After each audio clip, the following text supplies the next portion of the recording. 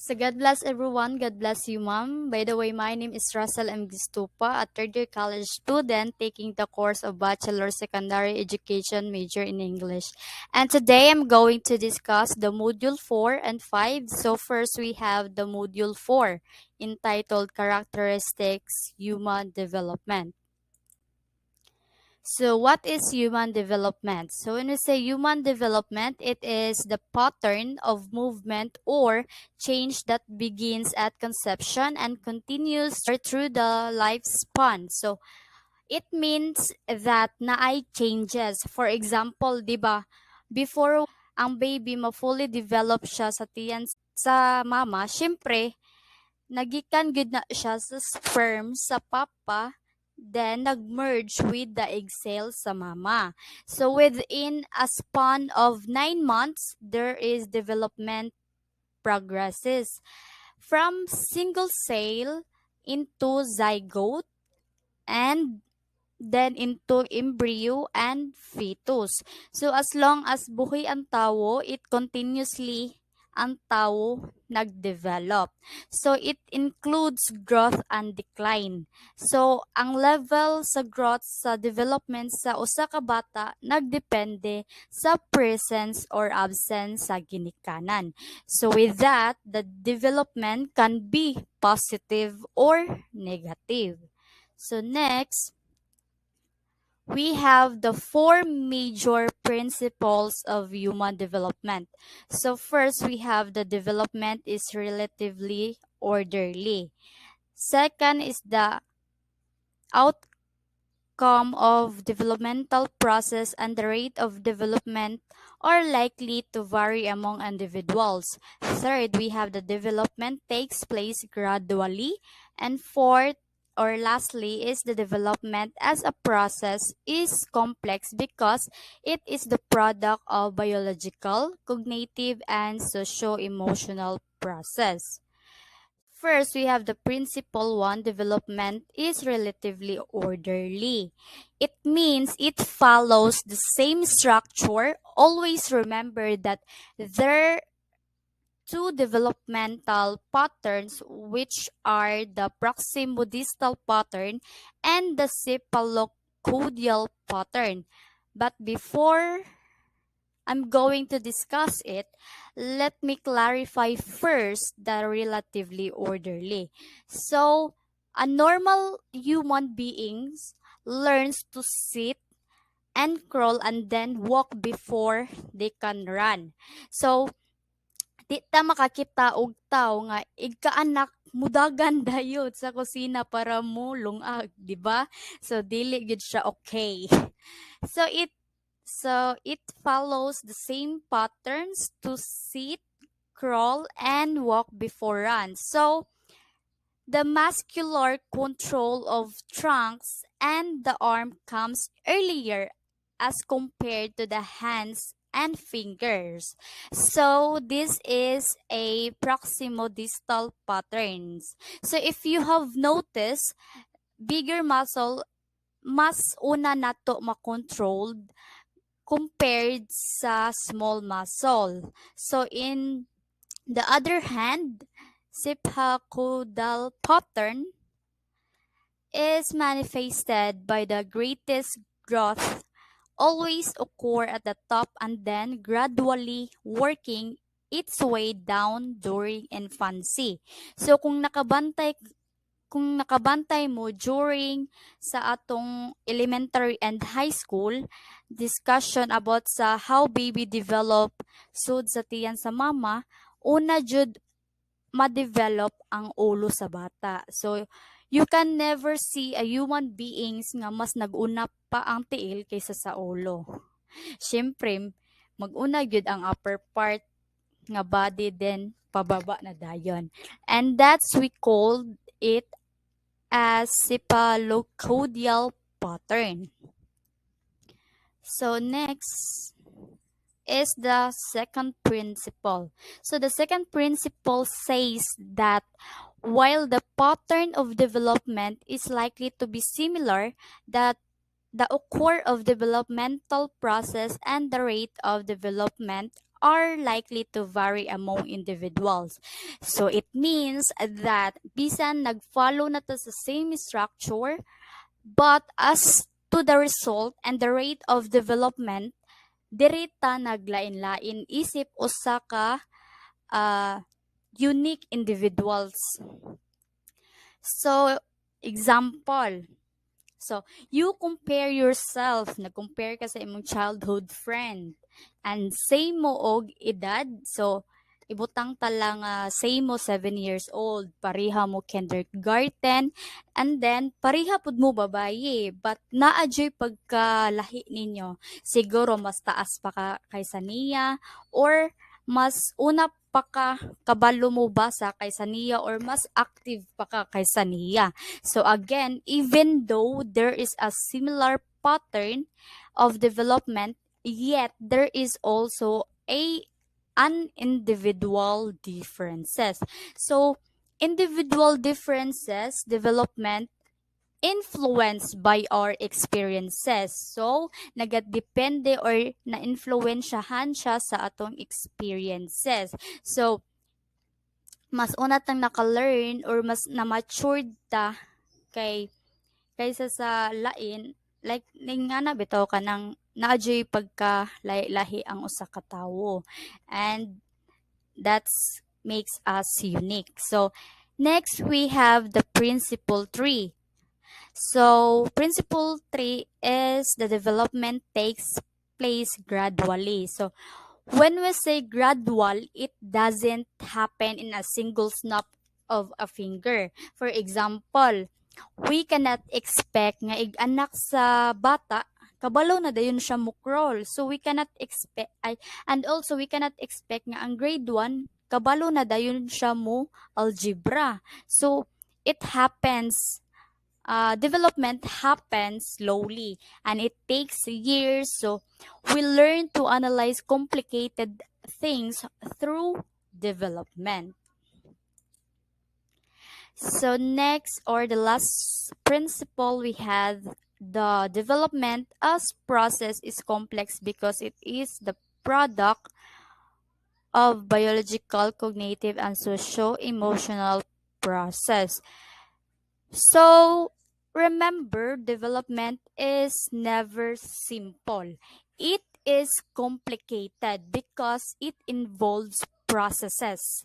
So first, let's talk about biological. So biological involves individuals changes in individuals' physical nature. So this type of changes is more apparent compared to other processes. So specifically the cognitive and socio-emotional. Why? Because you can see it directly. So makita jud nimo ang kausaban sa usa ka tawo based sa iyang physical, naabay ka sa kausaban sa iyang timbang or sa iyang height, and also sa parts sa bodies, especially in the puberty period. So for girls, part of puberty is menstruation, while boys, the development of boys are the Adam's apple. So next we have the cognitive. So from the term itself, cognitive involves changes in the individual's thought, intelligence, and language. So what we know in elementary days is different from what we know now that are in this level. So lahi na gyud. So and also from the uttering the words sa bata-bata, mama and papa turns into how we learn how to converse using the complicated sentences. So maka-construct na taog mga complicated sentences. So lastly is the socio-emotional. So it includes changes in individuals' relationship with other people, changes in emotions, and changes in personality. So we cannot deny that if makakita tag picture na to from our past self, we compared it to our present self. We comment ourselves, hala grabiha ka jijimon ba nako sa una, or hala grabiha ituman ako sa una. So with that nagpasabot nga na ay development, na ay changes. So as we develop our relationship with others and how we perceive ourselves will also change.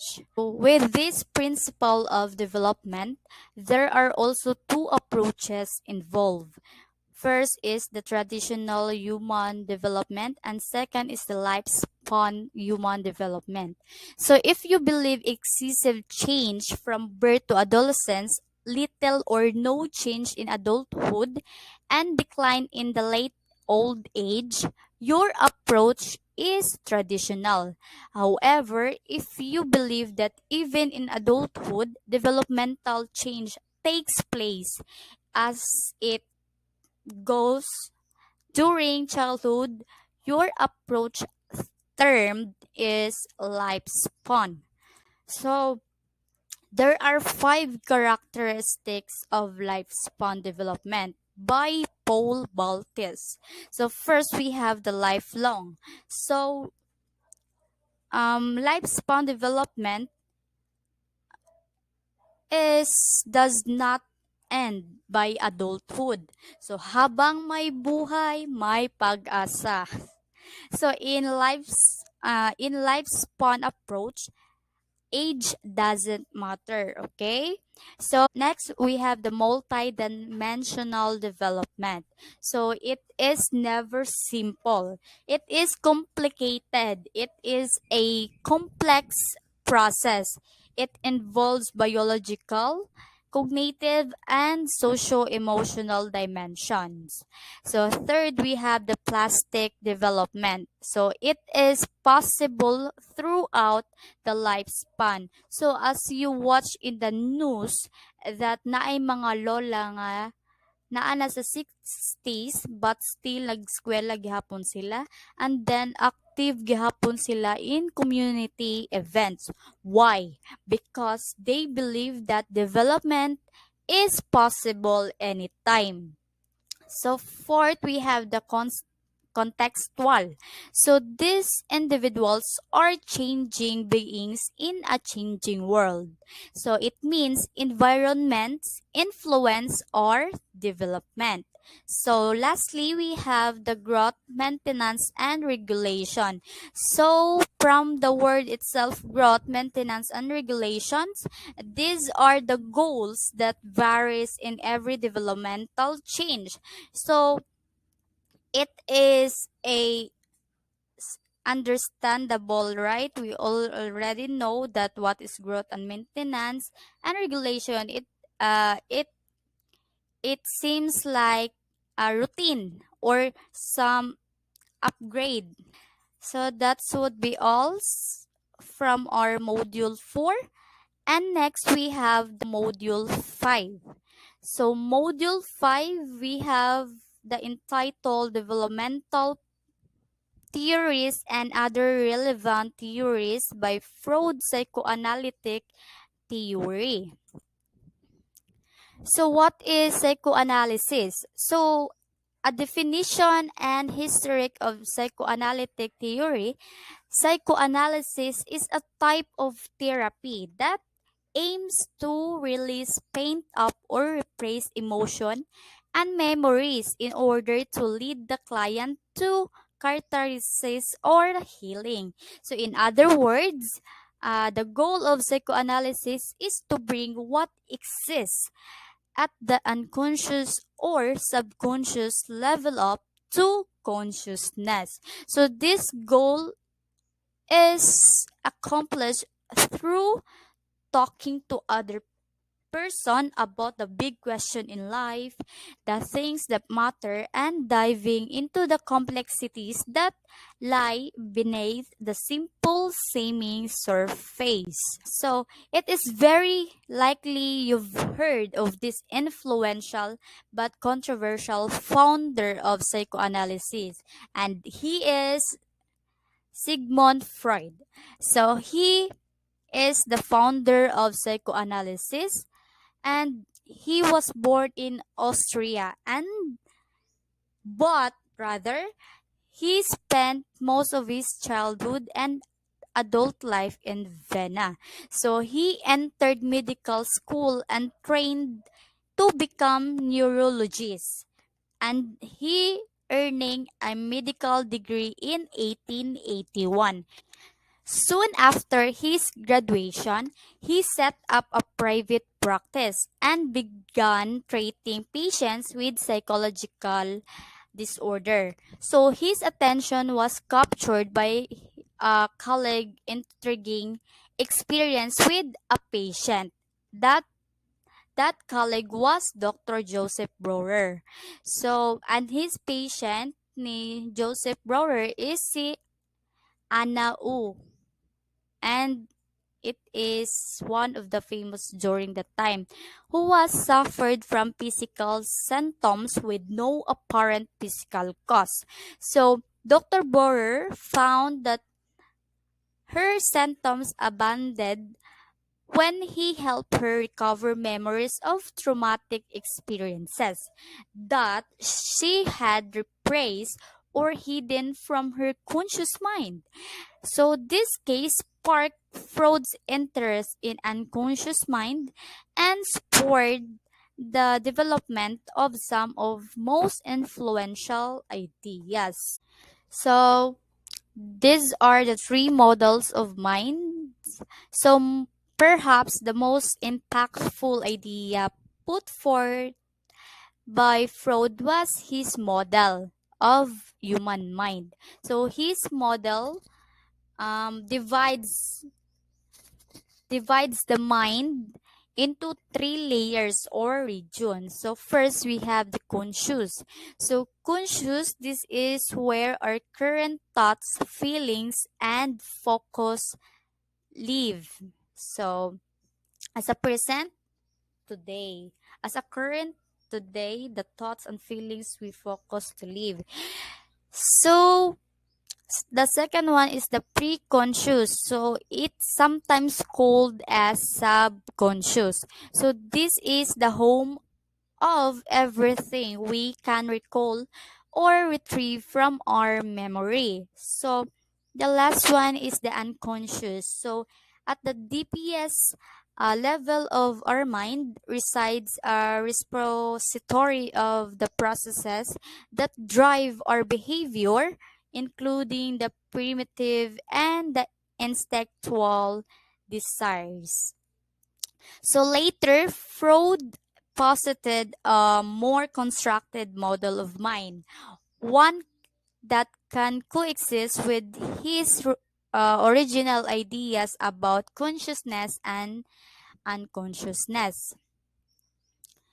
So this is the Iceberg Model. So as you can see, this image offers the context of iceberg model wherein much of our mind exists in the realm of unconscious impulsive and drive. So as you can see in the left side, there is the three models of mind, which are the conscious, preconscious, and the unconscious. These are the three metaphorical parts. So first we have the id, second we have the ego, and the superego. So when we say id, it is unconscious. So it is a pleasure oriented, unselfish, and driven by pleasure principle, insensible instinct present from birth. So it is just it more likely the same as the devil whispering in our shoulder, and it it needs an instant gratification. So the ego, it is the conscious, the rational driven by the reality principle, balances the conflicting demands of the id and superego. So the ego is the judge, or di mauni siya ang siya ang mo last decide kung asa ang mas makamaayo sa magbalance ang id og superego. So, kaning si superego is the personality to develop or develops through socialization concerned with mortality and right and wrong. So, in contrast sa id, kani si superego, mura po ni siya og angel nga nag-whisper sa atong shoulder. Kay, kani si superego, knows unsay sakto, unsay dili. So, if you ever read the book of Lord of the Flies by William Golding, then you have enjoyed the allegory of Freud's mind as personified by Jack as id, Piggy as ego, and Ralph as the superego. So, Freud believed these three parts of mind are in constant conflict because each part has different primary goal. Sometimes when the conflict is too much for a person to handle his or her ego, may engage in one or many defense mechanism to protect the individual. So this defense mechanism includes repression. So when we say repression, it is the ego pushes disturbing or threatening thoughts out of one's consciousness.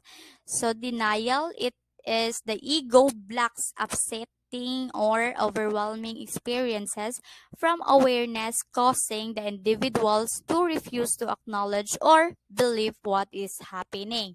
So projection, it is the ego attempts to solve discomfort by attributing the individual's unacceptable thoughts, feelings, and motives to another person. So we have the next defense mechanism, which is the displacement. So when we say displacement, it is the individual satisfies an impulse by acting on substitute object of or person in a socially unacceptable way. Example is releasing frustration instead. So next we have the regression. So as a defense mechanism, the individual moves backward in development in order to cope with stress. Example, an overwhelmed adult acting like a child. Mostly mahitabo ni siya in our adult nagkatigulang na. So as you observe sa mga lola, mura na siya og kanang nibalik og pagkabata nga na nga term. So lastly, defense mechanism is the sublimation. So similar to displacement, this defense mechanism involves satisfying an impulse by acting on a substitute but in a socially acceptable way. Example, channeling energy into work or constructive hobby directed toward your boss on your spouse. So finally, one of the most enduring concepts associated with Freud is his psychosexual stages. So Freud proposed that children develop in 5 distinct stages, each focus on a different source of pleasure. So in the first stage, oral. So the child seeks pleasure from the mouth, and example is sucking. So sucking kailang magkuan sila silang kamot na magtutoy. Then the second stage is the anal. So the child seeks pleasure from anus.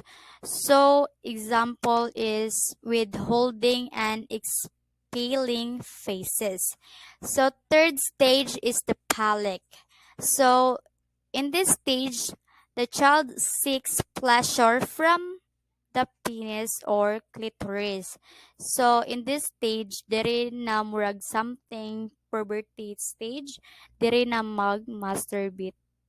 Na yung mga masturbations actions.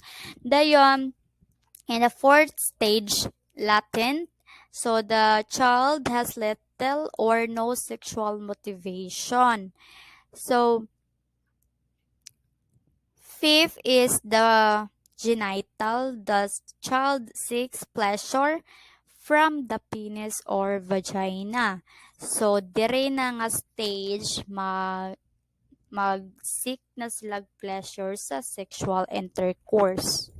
So, the approach psychoanalytic perspective in psychoanalytic approach, the focus is on the unconscious mind rather than conscious mind. It is built on foundational idea that your behavior is determined by the experiences from your past that are logged in your conscious mind. While the focus on the sex has lessened over the decades since psychoanalysis was founded. So, psychology and talk therapy still big emphasis on one's early childhood experiences. So, these are the methods of or the techniques of psychoanalysis. So, a psychoanalysis can use many different techniques, but there are four basic components that comprise modern psychoanalysis. So, these are the first we have the interpretation, second is the interference, third is the technical neutrality, and fourth is the counter-transference analysis. So when we say interpretation, it is a verbal communication between the analysis and the clients in which the analysts discuss their hypothesis of their client's unconscious conflict. So there are three classification of interpretation. First, we have the clarification. So in this interpretation, in which the analyst is attempts to clarify what is going on the patient's consciousness. Unsa iyang mga present nga mga kaalam sa usa ka iyang pasyente. Iyang i-clarify first. So, the confrontation, which is bringing nonverbal aspects of the client's behavior into his or her awareness. And lastly is the interpretation proper, which refers to the analyst's proposed hypothesis of the unconscious meaning that relates all the aspects of the client's communication with one another. So the second one is the transference. So it is the term of unconscious repetition in the here and now. So, of conflict from the client's past. So, transference analysis refers to the systematic analysis of the transference implication of the patient's total verbal and non-verbal manifestation in the hours as well as the patient's direct and implicit communicative efforts to influence the analyst in a certain direction. So this analysis of patients transference in as essential components of psychoanalysis and is the main driver of change in treatment. So in transference analysis, the analyst takes note all of the communication, both verbal and non-verbal. So the client engaged in and puts together a theory on what lead to the defensive mechanism he or she displays. That theory forms the basis for any attempts to change the behavior or the character of the client. So the another vital piece of psychoanalysis is what is known as technical neutrality, or the commitment of the analyst to remain neutral and avoid taking sides in client's internal conflicting. So the analyst strives to remain at equal distance from client's ego and superego, and from the client's external reality. So additionally, technical neutrality demands that the analyst refrains from imposing his or her value system upon the client. So that technical neutrality is sometimes considered indifference or disinterest in the client, but that is not the goal. Rather, analyst aims to serve as a mirror for their client, or reflecting clients' on own characteristics, assumptions, and behavior back at them to aid in their understanding of themselves. So this final key component of psychoanalysis is the analysis of countertransference. So the analyst reactions to clients and the material they present in session. So according to Kinberg, that contemporary view of counterference is that